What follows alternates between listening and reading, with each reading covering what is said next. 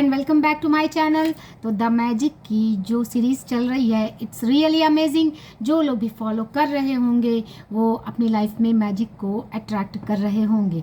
और अगर हमें अपनी लाइफ बदलनी है तो थोड़ा सा एफर्ट्स तो लगाना पड़ेगा। और ये तो अपनी पूरी जीवन को बदलने वाली सीरीज़ है और इसमें बहुत ज़्यादा समय नहीं लगता।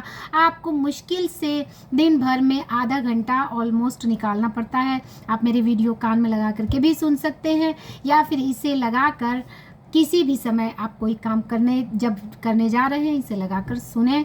इससे आपको बहुत बेनिफिट्स मिलेंगे। एंड जो प्रैक्टिस हम लोग कंटिन्यू कर रहे हैं यानी कि 10 ब्लेसिंग्स रोज़ लिखना, इसे ज़रूर इसमें कोई भी कोताही ना करें। ये बहुत बेनिफिशियल है। ये आपके नेगेटिविटी को रिलीज़ करने में बहुत ज़्यादा एंटीडोट का काम करता है। मैं इसे एंटीडोट बोलती हूँ। ये जो 10 पॉइंट्स मैं लिखती हूँ ये antidote of negativity in your life है।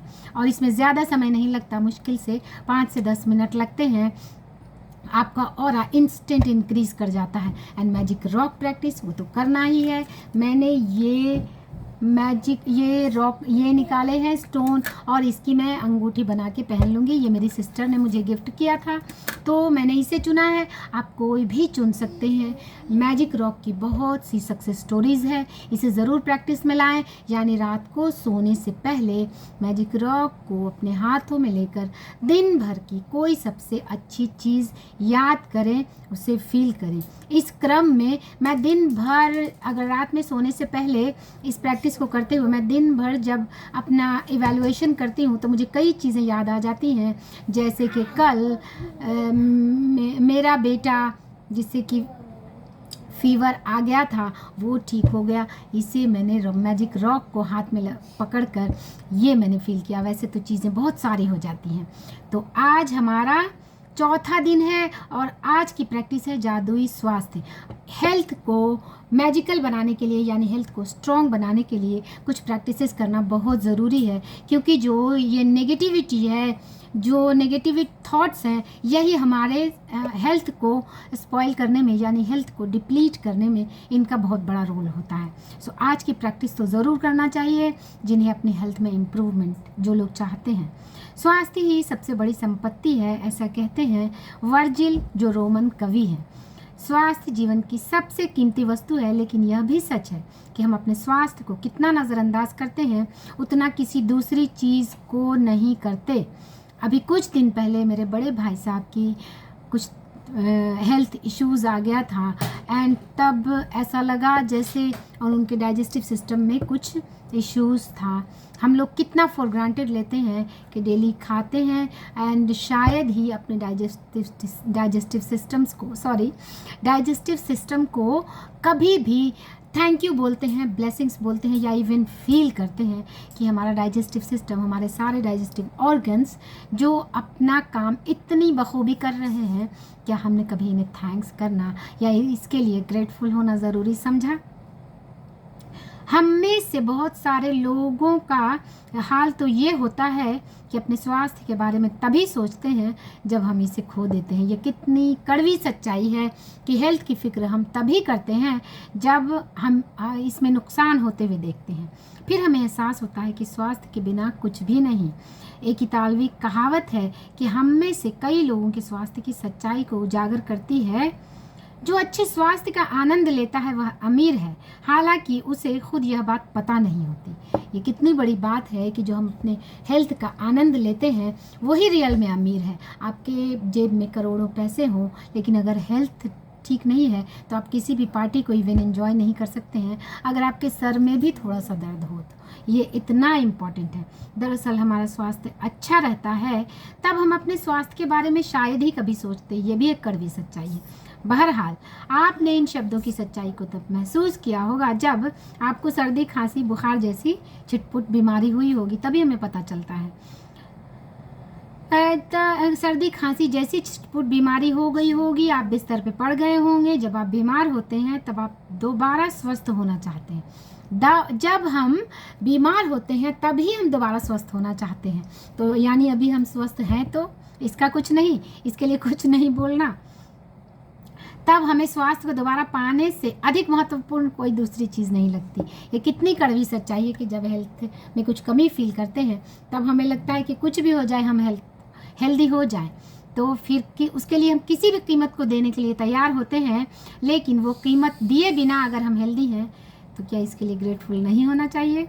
स्वास्थ्य जीवन का एक उपहार है। यह एक ऐसी चीज़ है जिसे आप पाते हैं और हर दिन पाते रहते हैं।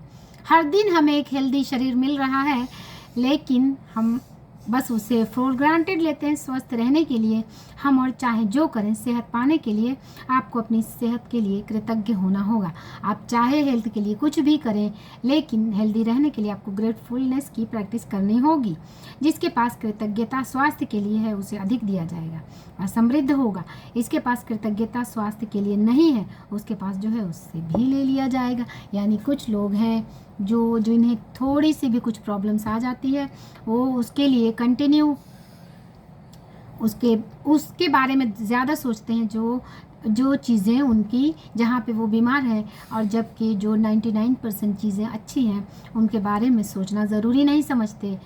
आप ऐसे लोगों को जानते होंगे जिन्होंने एक स्वस्थ जीवन शैली का विकल्प चुना, लेकिन इसके बावजूद उन्होंने सेहत गंवा दी। ऐसे कितने लोगों की लिस्ट आप रोज़ सुनते होंगे जिन्होंने जो एक फिटनेस के सारे प्रोटोकॉल्स को वो फॉलो कर रहे हैं, जिम जा रहे हैं, वर्कआउट कर रहे हैं, एंड स्टिल यंग एज में ही आपने ऐसी कितनी स्टोरीज सुन रखी होंगी, कैंसिल। जब आप सेहत पा रहे हैं उसके एवज में धन्यवाद देना अनिवार्य है। जब आप अपनी सेहत के लिए कृतज्ञ होते हैं तो आप न केवल अपने वर्तमान स्वास्थ्य को कायम रखते हैं, बल्कि स्वास्थ्य के प्रवाह को बढ़ाने का जादू की भी गति दे रहे हैं। यानी और हम ज़्यादा हेल्दी होना चाहते हैं तो हेल्थ के लिए हमें ग्रेटफुल होना होगा।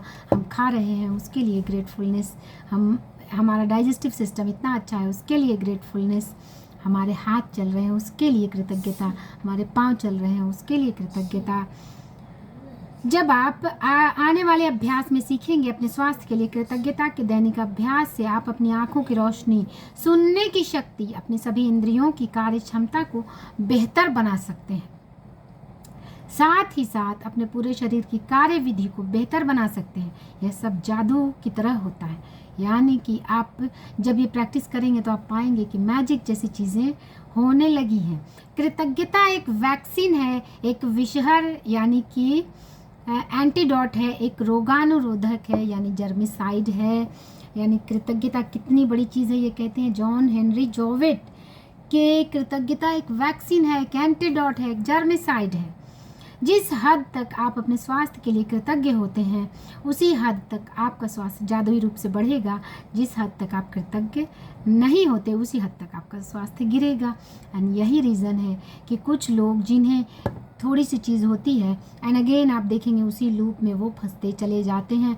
ऐसा कहा जाता है कि डायबिटीज़, हाइपरटेंशन, कोलेस्ट्रॉल ये तीनों मिलकर सिंड्रोम बनाते हैं कि जिनको कोई एक हो गया उन्हें दूसरे होने की संभावना बढ़ जाती है।